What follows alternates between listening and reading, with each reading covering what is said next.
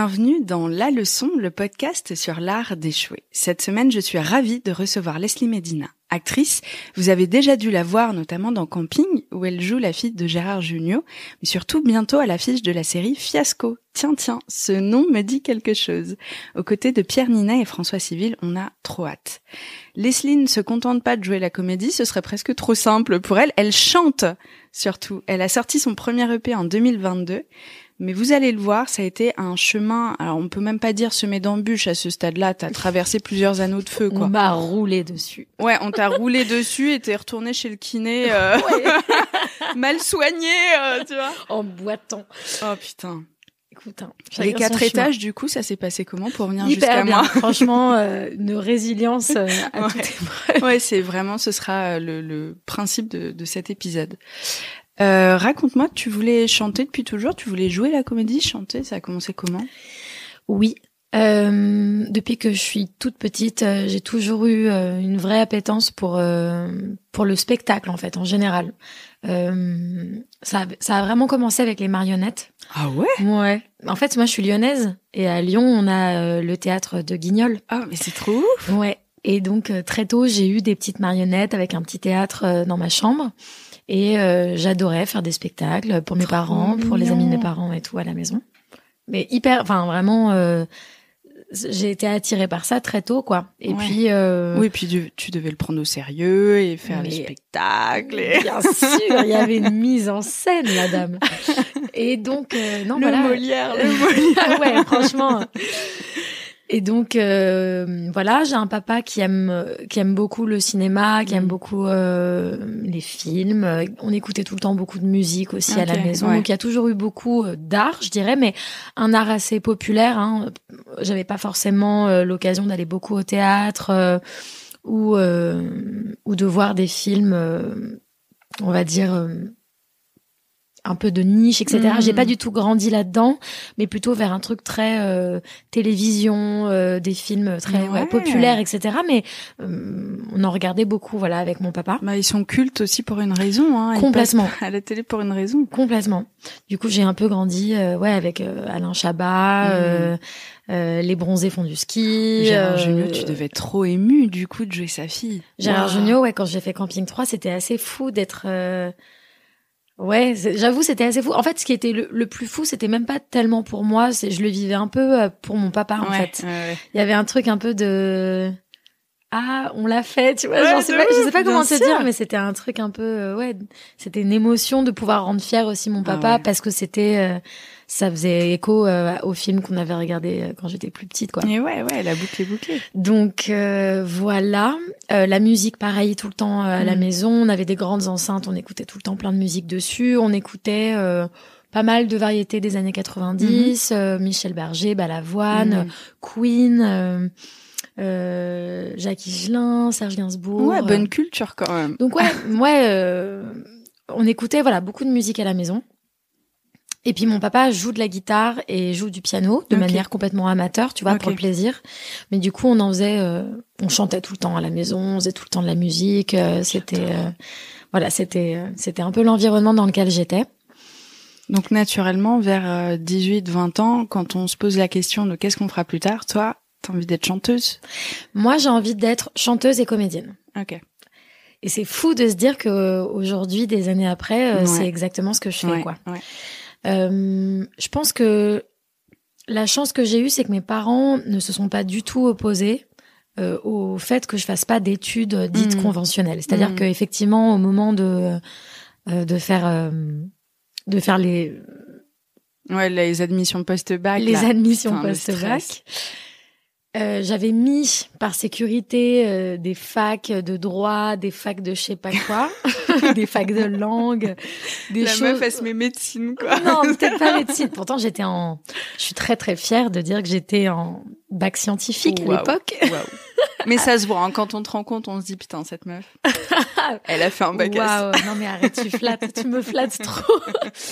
Non, en vrai, j'étais pas du tout faite pour ça. C'était une évidence que j'étais beaucoup plus attirée par par les langues, par la littérature, par l'art en général, mais la science, c'était pas... Je pense que j'avais envie de me prouver un truc, j'avais envie de prouver un truc aux gens, en disant, en fait... C'était le fonctionnement du lycée, hein, on te ouais, poussait c'est ça.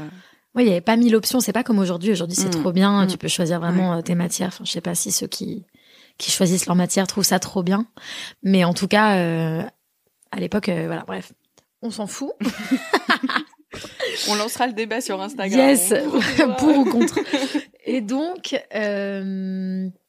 toi, tu te donc oui, au moment de choisir une orientation, je me dis, mais en fait, moi, je fais du théâtre. Je faisais du théâtre en amateur depuis que j'étais donc gamine, quoi. Et je me suis dit, mais j'ai envie de continuer ça. J'ai envie de rendre ça crédible et réel à travers une formation aussi. Pour moi, c'était aussi sérieux que de commencer une fac de droit, quoi. Je le voyais vraiment je voyais vraiment ça de manière très professionnalisante, quoi. Et j'avais des cours de théâtre, donc tous les jours, 8 heures par jour, voilà, comme n'importe quel autre cours. Et oui, j'ai senti que c'était ma place, que c'était juste pour moi d'être sur scène, en tout cas, et de jouer. Voilà. Et de transmettre des émotions et de aussi faire un travail sur moi à travers ça. Enfin, c'est bizarre, mais pour moi, ça a toujours été j'ai toujours été un peu intéressée, fascinée par l'introspection, se poser des questions sur soi, s'améliorer. C'est intéressant d'y penser si jeune parce que la question du soi, moi, elle est venue que très, très tardivement dans ma vie. Je vivais, j'extériorisais, j'allais vers les autres, mais je n'intériorisais jamais ce qui se passait en moi. Tu vois, je crois que j'ai commencé à y penser vers 27, 28 ans, le moment où tu commences à aller voir un psy, parce que genre, tu vois, c'est ouf, si jeune. C'est peut-être pour ça que tu t'es mis à la musique aussi si jeune, parce que toi, tu composais, tu écrivais. Juste, j'aimerais rebondir sur ce que tu viens de dire. Non, mais... je pense que c'est pas si fou que j'ai eu besoin de faire cette introspection aussi jeune. J'avais plein de choses dans ma famille qui me faisaient beaucoup de mal, qui me challengeaient beaucoup, que je pouvais pas forcément communiquer. Je pouvais pas forcément me développer à 100%. T'avais pas le choix, quoi. Ouais, en fait, pour moi, c'était un espace dans lequel je pouvais être qui je voulais. Et que ça soit au collège, au lycée ou à la maison, c'était pas des espaces où je me sentais libre d'explorer ma personnalité, d'explorer des choses. J'ai toujours été un peu la meuf bizarre, tu vois, dans ma famille, même si je m'entends hyper bien avec tout le monde et que ça se passe vraiment bien, mais je me souviens avoir eu souvent des réflexions de j'étais trop, tu vois. J'étais je veux bien. t'es trop émotive. On me disait ah non mais Leslie elle est trop émotive. Pour eux, je surréagissais à tout. J'étais celle qui se donnait en spectacle tout le temps, tu vois. Un peu la meuf un peu folle. Mais moi je sentais que il y avait rien de fou là-dedans, que c'était juste que je réagissais directement et vivement à ce que je ressentais et aux événements, tu vois. C'est tellement dur quand toi, tu te contentes de réagir à ton environnement et de littéralement montrer ta personnalité et qu'on te dit que t'es trop. Il y a un sort de truc où tu te sens tellement pas comprise. Moi, ça me... Ouais. Encore aujourd'hui, je ressens beaucoup ça et par moments, j'ai envie de tout exposer en me disant mais je suis pas trop, je suis trop pour la mauvaise personne, tu vois. Exactement. Mais donc, ça peut prendre du temps à comprendre. Ouais. On peut mettre un petit peu de temps à comprendre ça, mais surtout à l'adolescence où vraiment les hormones font que le trop de toi aujourd'hui, il est calme, il est chill par rapport au trop de toi à 16 ans. Parce que le trop de toi à 16 ans, il connaît pas, il a pas encore expérimenté, il doit tout tester pour la première fois. Oui. Il est en mode oh mon Dieu. C'est clair. Ouais. Je pense que du coup, c'était un espace où je pouvais expérimenter. Et c'était un espace où c'était valorisé.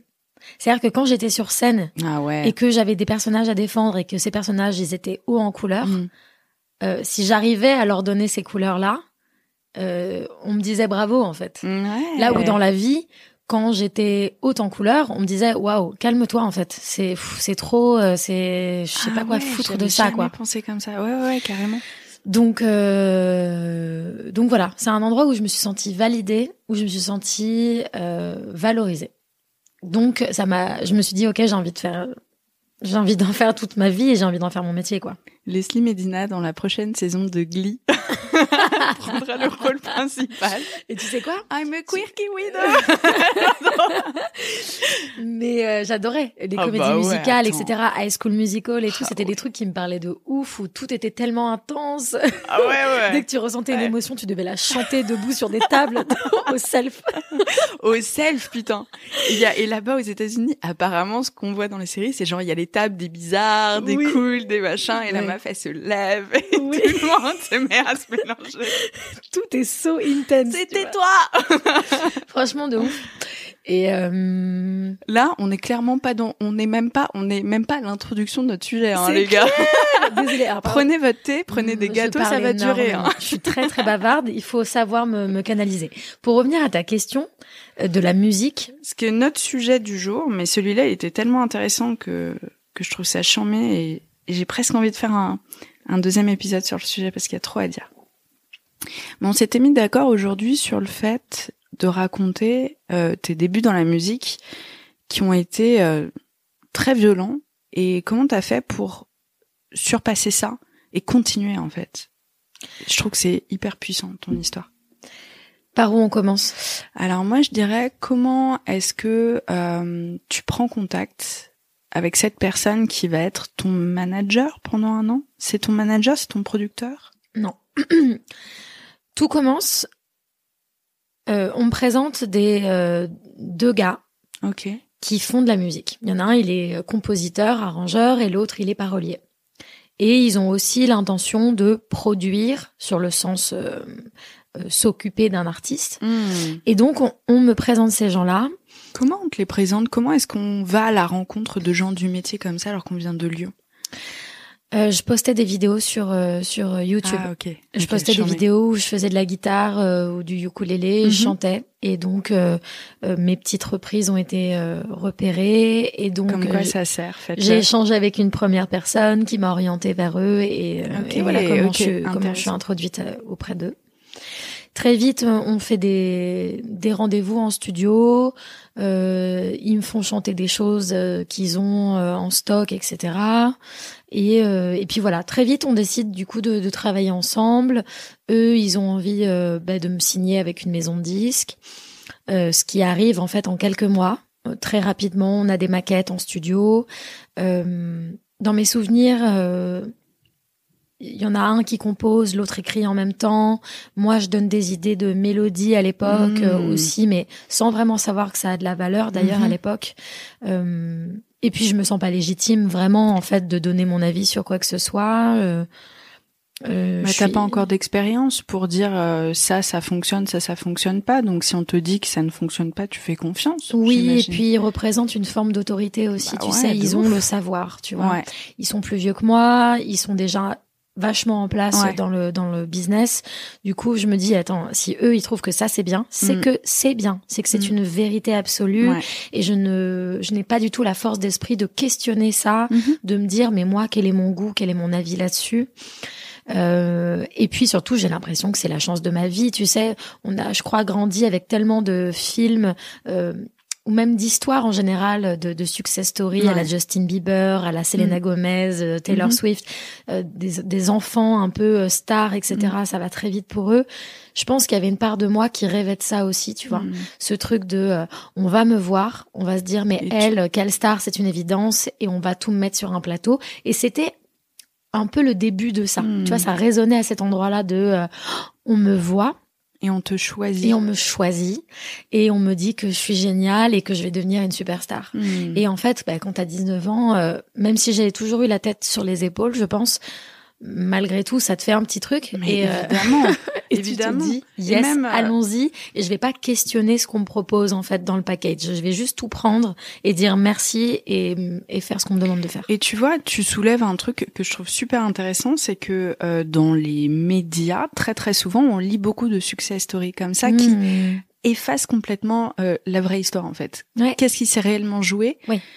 On écrit une sorte de petite fable qui va vachement bien à tout le monde, qui va bien à la personne et à ceux qui la lisent, il s'est fait repérer chez McDo, on l'a signé parce que il a fredonné en jetant son plateau, tu vois, il était là, baby, comme s'il n'y avait pas de travail et de sacrifice derrière. Voilà. Et donc, à force de lire ça, évidemment que toi, tu t'attends à ce que ce soit ta manière d'y arriver aussi, et c'est pas une question, je pense, d'avoir la tête sur les épaules ou de pas les avoir, parce qu'en plus à 19 ans, ça a pas vraiment de sens tout ça. Complètement. Donc ça avance vite. Donc ça avance très vite.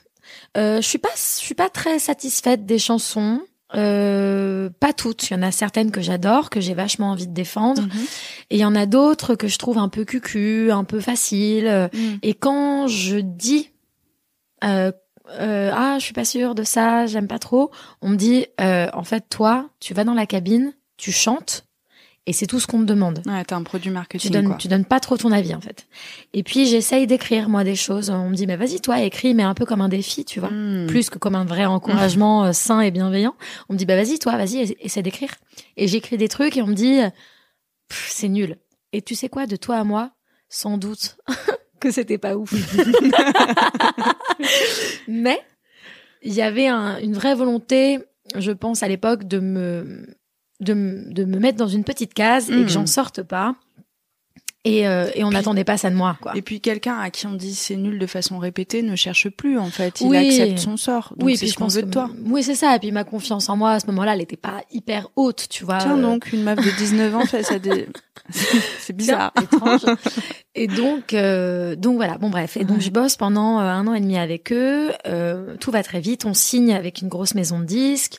Donc j'ai le droit à la totale. On fait péter le champagne dans une grosse maison de disques dont j'avais entendu parler depuis toujours. On me dit que c'est super, on me dit que c'est génial, et puis tout ça file tout droit. On fait des séances photos pour la pochette de l'album, et je me sens déguisée.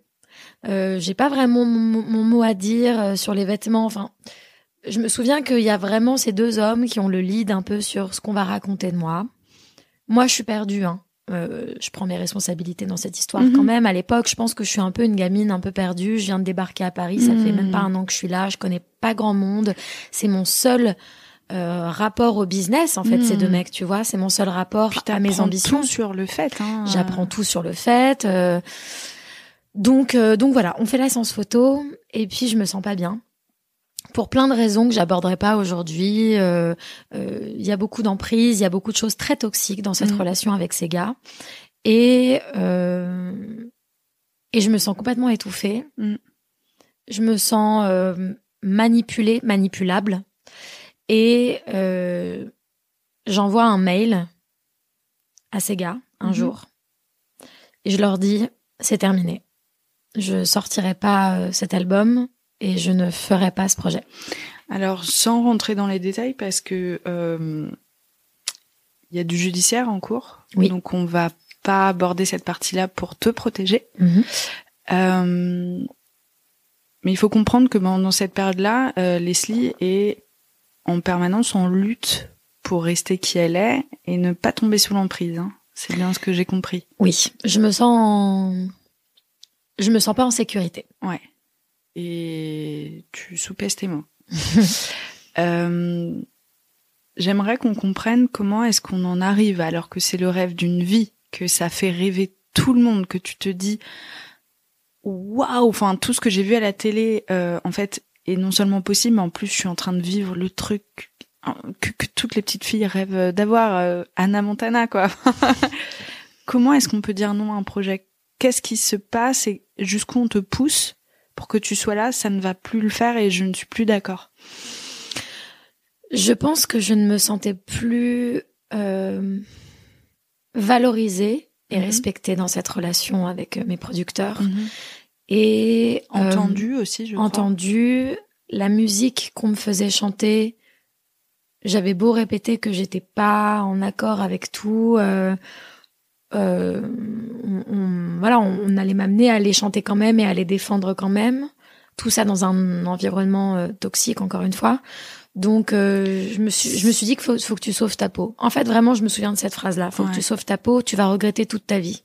Wow. Et en fait, c'est fou, mais c'est un peu la première fois dans ma vie de jeune femme que je me projetais dans 10 ans. Okay. Et je me suis dit, est-ce que la femme de 30 ans va assumer ces chansons-là, ces costumes-là, ces clips-là, ces visuels-là?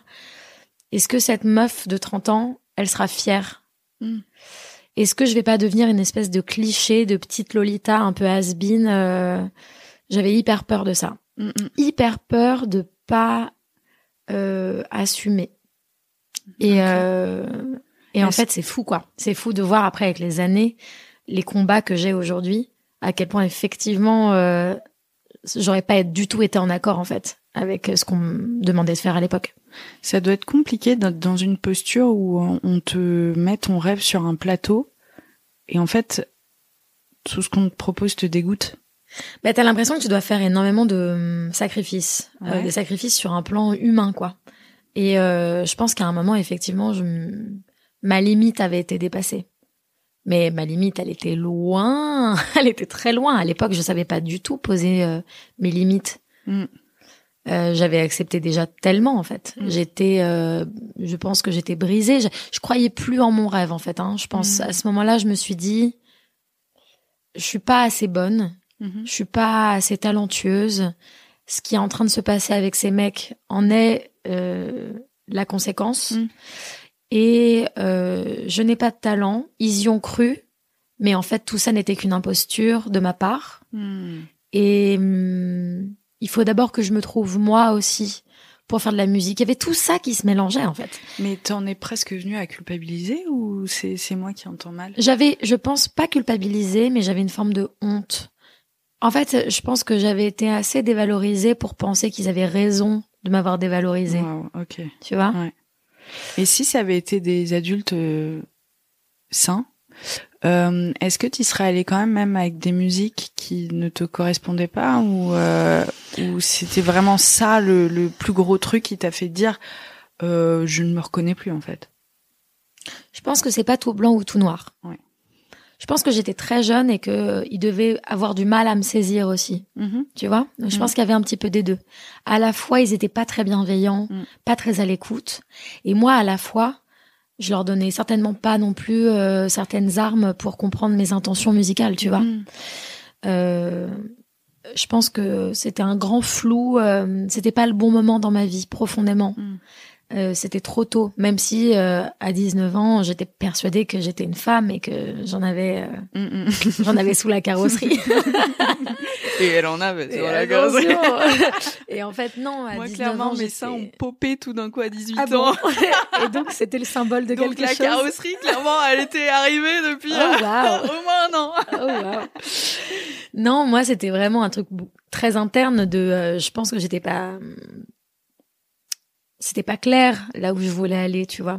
Et donc eux venaient me proposer une espèce de truc un peu cliché de la pop star. Ça devait être très pratique d'être face à une nana qui ne sait pas ce qu'elle veut parce qu'on peut la modeler, la façonner et sans doute faire ce qu'on veut. En tout cas, je pense qu'il y avait des précautions à prendre qu'ils n'ont pas pris à l'époque. Oui. Des vraies précautions ils auraient dû m'orienter vers un manager ou une manageuse en fait. Il y avait des conflits d'intérêts de toute façon dans cette relation. Aujourd'hui, je le vois, je le comprends en tant qu'adulte, mais eux étaient des adultes et n'ont pas pris ces précautions-là de mettre une personne entre eux et moi. Et donc, le fait qu'ils soient mes seuls interlocuteurs a été quelque chose de très dangereux pour moi à l'époque. Et je pense qu'ils n'en avaient même pas conscience, tu vois, sans doute, peut-être l'un plus que l'autre. Mais Comment on continue après ça? C'est ça en fait le truc, c'est que ça peut littéralement, ce que t'as vécu encore une fois sans entrer dans les détails peut briser quelqu'un physiquement au niveau de la voix, du corps et mentalement. Comment est-ce que on continue alors qu'à 18 ans on vient de te dire que t'en valais pas vraiment la peine, quoi? Il y a deux choses. J'ai jamais arrêté le théâtre. C'est-à-dire que pendant que je vivais tout ça, je continuais mes cours de théâtre. Ah ouais, ça, c'est je continuais à Ouais. faire des castings et je continuais à tourner, que ça soit dans des publicités ou dans des séries, dans des seconds rôles, dans des choses ouais, comme c'est ça. trop bien. T'avais une respiration, en fait. Donc à j'avais une côté. respiration Ouais. et j'avais un endroit où ça roulait en fait. Ouais. Un endroit où on me disait c'est bien et t'as ta place et tu peux travailler et j'étais validée, etc. C'était quelque chose de très important pour moi d'être validée. Merci le patriarcat. On embrasse. Depuis tout à l'heure, je me dis, on lui fait un petit bisou. On lui fait un petit bisou au passage. Ah ouais, non, mais le nombre de daddy issues que vous avez créé, les gars. Et donc le fait de gagner mon argent grâce à mon art, c'était quand même quelque chose qui Ouais, ça donne de la puissance. Ça me donne de donnait la une certaine force. puissance Ouais, à un ouais. endroit, qui me donnait l'envie de continuer. Ouais. Mais par contre, concernant la musique, j'ai tout arrêté pendant plusieurs années. Ouais. J'ai plus vraiment, c'est-à-dire que je ne chantais plus sous la douche. Je trouve ça d'une tristesse absolue. Oh, mais je vois tellement. C'est tellement symbolique, tu vois, quand j'ai chanté dingue. toute ma vie. J'ai chanté toute ma vie depuis que j'ai la capacité de faire des syllabes. Et là, Je vois après tellement. ces gars-là, et après cette décision d'arrêter avec eux pour ma santé mentale, pour mon avenir et pour me protéger, je ne chantais plus sous la douche et je ne me considérais plus comme une chanteuse. J'avais peur de leur regard. J'ai vécu pendant des années avec la peur de, si je m'expose en tant que chanteuse, Ils vont me rattraper. ils vont quoi. se moquer de moi. Ils vont dire, ah, regarde-moi cette vieille meuf avec qui on bossait à l'époque, regarde ce qu'elle fait. Ils vont se moquer, ils vont rire, ils vont dire que c'est nul, À l'époque, ils m'avaient tellement dit que c'était eux les meilleurs, ils étaient quelque part les meilleurs de leur business et encore aujourd'hui, ils sont très très hauts dans la pyramide. Je me suis toujours dit, qu'est-ce qu'ils vont penser de moi? Qu'est-ce qu'ils vont penser de ce que je fais aujourd'hui? Est-ce qu'ils vont pas se moquer? J'avais vraiment peur de ça. Et encore aujourd'hui, on parle de ça des années après. Je te cache pas que aujourd'hui, quand je sors de la musique, il y a toujours une part de moi qui se demande s'ils vont écouter ce que je fais et qu'est-ce qu'ils vont en penser. Tu vois, c'est grave. Putain, C'est dingue. grave. Le fantôme du regard des autres qui te suit. Ouais, je me suis fait bullied en fait, en quelque sorte. Ah, tu mais vois, ouais, un peu. ouais, complètement. C'était un peu mes. Et une fois que tu as ça, il y a Lady Gaga qui disait un truc super juste là-dessus. Elle s'est fait harceler au collège-lycée. Elle disait en fait, quand t'as été loser une fois dans ta vie, tu le seras toujours. Et Ouais. même quand t'acceptes l'Oscar de la meilleure actrice, tu es une loser dans ta tête en fait. Ça me parle Ouais. tellement. Ouais. Je me sens, j'ai l'impression que je suis une loseuse Ouais. et que c'est que les commentaires extérieurs de validation ou parfois même d'admiration quand je suis dans des projets, tu vois, qui viennent un peu me dire mais non c'est bien ce que tu fais, c'est bon, tu peux le faire, t'as le droit de le faire. Mais pour autant à l'intérieur, il y a un combat qui, je pense, durera toute ma vie. Il y a un truc vraiment de t'es pas digne d'être écouté, d'être entendu, d'être vu. Et toi, tu le sais. Mais enfin, bon, bref, ça, c'est des trucs à gérer en thérapie. Non, mais de ouf. Mais tu sais, la leçon, c'est un endroit où on discute beaucoup de ça et je vois tellement ce que tu veux dire. Et j'imagine aussi que d'un autre côté, d'une manière un peu tordue, mais parce qu'on est tous un peu tordus, ça doit aussi te pousser à te bouger le cul avec une certaine force de revanche, quoi. Je pense que c'est pas la revanche qui m'anime. Je pense que je travaille du coup 2 fois saine. plus. Tu as bien fait tes devoirs. Mais écoute, non, c'est franchement, c'est plus. Ouais, tu bosses 2 fois plus. En fait, c'est juste que je bosse 2 fois plus et que je me suis mis une charge sur les épaules de l'enfer. C'est-à-dire qu'aujourd'hui, j'ai créé mon label, je crée mes clips, je fais de la production assistée par ordinateur, je compose tout, j'écris tout, je refuse qu'on me donne des idées, limite. J'en suis encore à ce stade, tu vois, j'ai bon espoir que d'ici quelques années, je sois plus ouverte aux collaborations. Ouais. Mais je le suis en réalité, je me fais aider à des endroits où je manque de connaissances techniques, tu vois. Oui, mais il y a ce truc dans ta tête mais il y a un truc terreur aujourd'hui, j'en suis à un stade, en tout cas, où j'ai besoin de tout maîtriser, tout connaître. Je m'intéresse à plein de domaines, à la réalisation, au montage, à la production. J'essaye de me former à tout pour avoir de la connaissance sur tout, pour ne plus être abusée sur ces sujets-là, De dingue. Pour savoir communiquer aussi mes besoins. Je pense que par le passé, j'ai souffert aussi du manque de vocabulaire sur mes besoins. Tu vois, j'avais des besoins que j'arrivais pas à identifier en interne, des besoins et des limites que je n'arrivais pas à identifier en interne, et je ne pouvais pas du coup les retranscrire. Et donc, je souffrais de manque de communication, de malentendus avec mes interlocuteurs. T'avais pas tout ce vocabulaire-là, t'as eu besoin de reprendre possession de toutes ces connaissances-là pour t'affirmer, en fait, c'est ça? Ouais, c'est ça. Je pense qu'on est arrivé au bout. Je pense qu'on était arrivé au bout, en vrai. On était en train. Moi, j'ai encore des questions. J'ai encore plein de questions.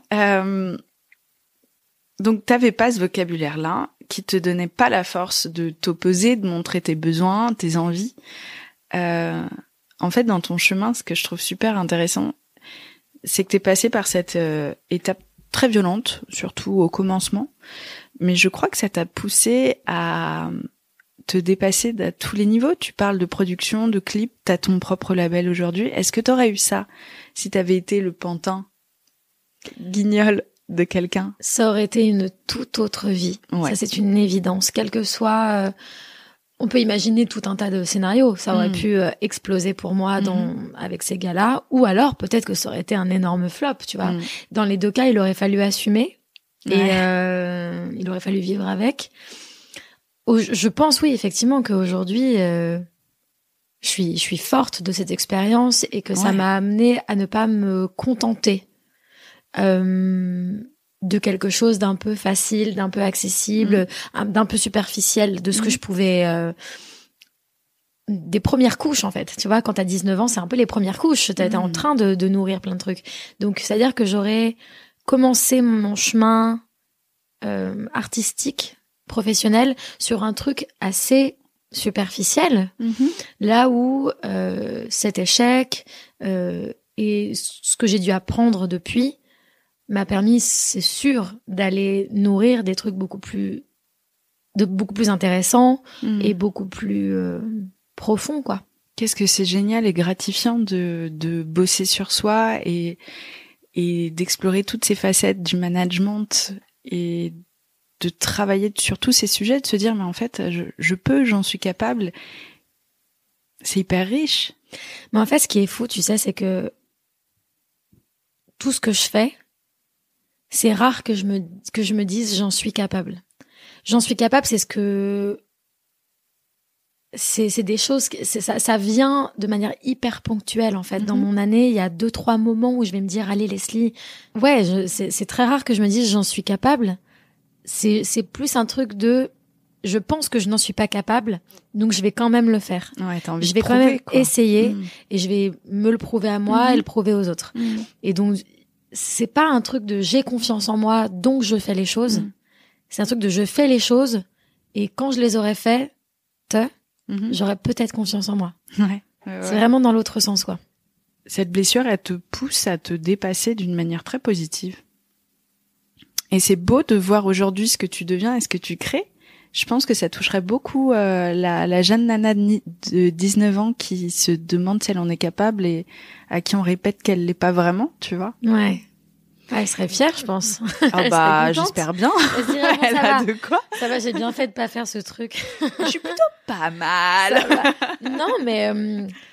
Et dans ton label, comment est-ce que tu gères les choses? Parce que là, t'as le pouvoir de changer les choses et de te comporter différemment. Je continue d'apprendre et de faire des erreurs. Je continue d'être challengée par le fait de pas tout de suite écouter mes premiers instincts. Ah ouais? Là, je suis en train, je suis en train depuis quelque temps de dire tout de suite mon premier instinct, de tout de suite dire oui ou non en fonction de ce que je ressens. Tu vois, d'être vraiment plus à l'écoute de mes émotions. Ouais. C'est quelque chose que dans les premières années de mon label, c'est-à-dire il y a 2 ans en fait, j'ai pas tout de suite fait ça. Tu vois, d'abord j'ai fait comme je pensais qu'il fallait faire, avec des idées un peu préconçues de à quoi ressemble telle relation, en fonction des interlocuteurs et interlocutrices. J'avais des idées un peu clichés. Ouais, t'étais en instinct de survie, quoi. Et je me suffisais un peu de ces clichés-là, sans vraiment mettre en avant et en priorité ce que j'avais dans le bide. Si je me sentais mal à l'aise avec quelqu'un, ben potentiellement, j'allais quand même me dire non, mais dans le fond, elle est sympa. Non, mais c'est bon, allez, c'est pas grave, on avance. Là où aujourd'hui, si je me sens pas bien avec quelqu'un, je vais me dire mais stop, on arrête tout. Je communique le fait que je suis mal à l'aise. Si la personne n'est pas capable de répondre à ça, c'est que on ne doit pas travailler ensemble et qu'on ne doit pas avancer ensemble. J'ai un truc beaucoup plus radical, je pense, dans ma manière de faire les choses. C'est-à-dire que j'exprime beaucoup plus ce que je ressens. Ouais, bah tu vois, moi je trouve que ça c'est littéralement l'un des qualificatifs de la confiance en soi. Alors, elle est jamais parfaite, hein. Je ne connais personne qui ait confiance en lui ou elle. Mais déjà, moi je trouve que c'est un gros step et que tu peux être fier de toi parce que ça c'est l'une des preuves de la confiance en soi. C'est qu'on a confiance en son instinct, en ses tripes. On se respecte aussi par là et ça c'est chouette. Aujourd'hui, comment est-ce que tu revois ce premier passage, cette étape du feu que tu as vécue? Comment est-ce que tu y repenses? Bah, c'est un peu ce que je te disais tout à l'heure. C'est ce truc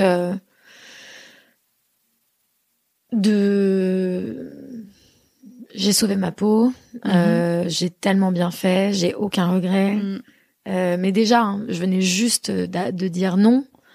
Ils ont refilé la plupart des chansons qu'on avait fait pour mon album à d'autres artistes. Les chansons, je les ai entendues à la radio. Oh, c'est dur. J'ai vu des artistes gagner la chanson de l'année avec mon single. Putain.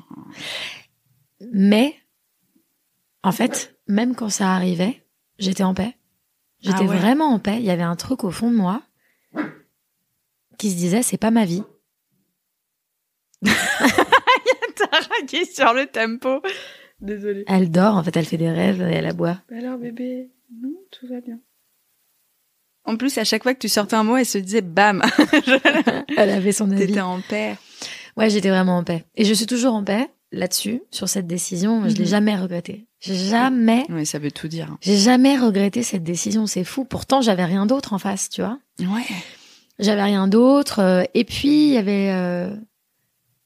Encore une fois, j'étais plus inquiète de ce que mes proches allaient penser, de leur déception à eux, vis-à-vis du projet, plutôt que moi, vraiment.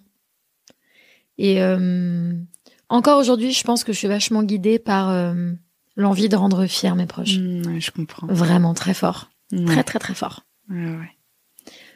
C'est plutôt joli, hein.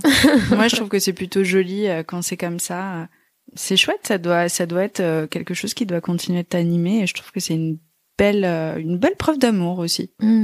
Merci beaucoup Leslie, c'était hyper intéressant et ça a amené plein de sujets à creuser pour nos éditeurs et nos auditrices. Merci beaucoup. Merci.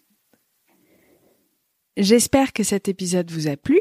Pour suivre les coulisses du podcast, n'hésitez pas à me follower sur Instagram @Paulette_Grisoni, sur Twitter, podcast LL en majuscule ou sur Facebook, La Leçon Podcast.